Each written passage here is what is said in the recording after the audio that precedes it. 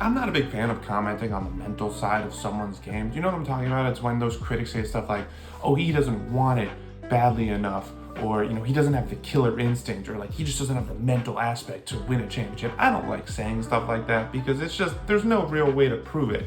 That being said, everything that's come out of Joel Embiid's mouth over the last few weeks is starting to really make me think that about him more than I already do. Let's go through it. He was on a podcast and he said, quote, "I'm probably the most hated guy in the league. I don't know why, because I'm just cool. I don't know what's there to hate about me." No idea. You don't know what there is to hate about you. You might not agree that you're the most hated person in the league, but you can't think of anything, not the flopping, not the foul baiting, not the injuries, not the guys who get injured, dirty plays, all that stuff. Like no self-awareness from him, evidently. And the lack of self-awareness gets a lot worse. Talking about Jason Tatum, he's got a super team. If I had a super team, I would win too. If I go 5-20, we get blown out. That's just like, the funny thing about that quote is that it's not wrong. Like we saw during Boston's championship run, Tatum not shoot the ball so well in a lot of games that Boston still won.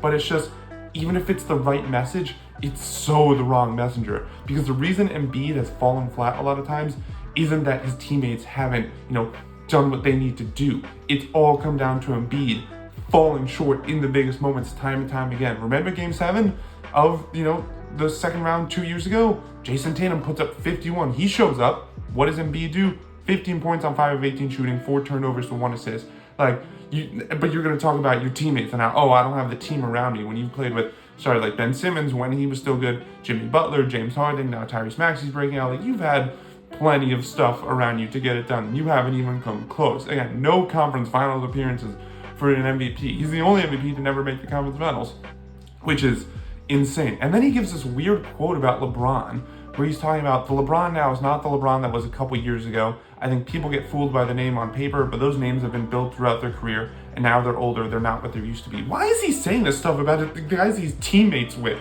Like, he's literally teammates with LeBron, he's teammates with Tatum on Team USA. For him to say that stuff now, it's mind-boggling. I don't really understand the point. It just comes off not great. Like, you should be admiring these guys, you should be praising these guys, the LeBrons, the Durants, the Currys of the world, the older generation. You should be showing respect to these guys, and yet you're just taking a dump on them for reasons I don't even know. And so, like, to say all this stuff, about, his circumstances, and he also said that if he didn't get double teamed as much, he'd average 50, like every other superstar, like, duh. For him to say all this stuff while playing for Team USA and struggling for Team USA, where he fouls out in 12 minutes against Canada. You see these clips where he's very clearly trying to draw the same fouls that he draws in the NBA, and thankfully he's not getting the whistle, and he just looks so stupid, and you realize how stupid, like, these fouls are. Like, for him to say all that stuff and then come out and play so poorly, it's just, it's the lack of self-awareness that I've seen from him. But, like, again, you say it now and it's just really, like, validating it. So maybe there's an argument like, hey, maybe he's just trolling us. Like, he likes to go by Joel Embiid. Like, maybe he's just joking because he knows that he could say all this stuff and we're all gonna go with it. We're all gonna repost it and talk about it, whatever. But, like, this isn't the first time he said stuff that points to a lack of self-awareness, of situational awareness. After that game 7 against Boston, do you remember what he said? He said, quote, again, remember, 15 points was played so terribly, said after the game, quote, "I can't win alone. Me and James Harden, we can't win alone. That's why basketball is played 5-on-5. He said that after scoring 15 points in a game 7 when the other team's best player scored 51 points. Like, again, even if it's true, like, yes, obviously, like, everyone needs to contribute. It's a team game, whatever, but, like, you're the best guy. And game 7 so often come down to my best guy versus your best guy. And their best guy kicked your butt 51 points and you had 15. And you're going to talk about everyone needs to play better. No, it needs to be on you. One of the things I really loved about watching the Knicks-Sixers series last year, aside from the fact that the Knicks won, was that, like, it always felt like Jalen Brunson was saying the right thing every time. Like, whether it was a win or, like, when they won, it was like, it doesn't matter. Like, we still haven't closed out the series. It doesn't matter how many points I scored. And when he lost, he took it on himself. I need to play better. I need to do this, blah, blah, blah.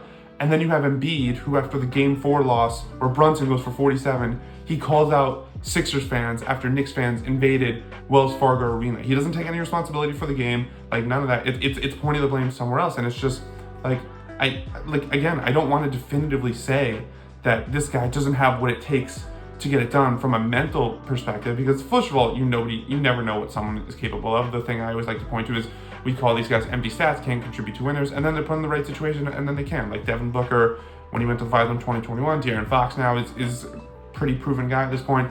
And you could also make the argument that, hey, some guys need to go through these growing pains like Embiid is going through to develop the type of calluses you need to ultimately break through and win the championship. We saw with Jason Tatum and Jaylen Brown. They talked a lot about how the losses and the shortcomings they've experienced over the years as a duo helped them, build the resiliency they needed to win the championship.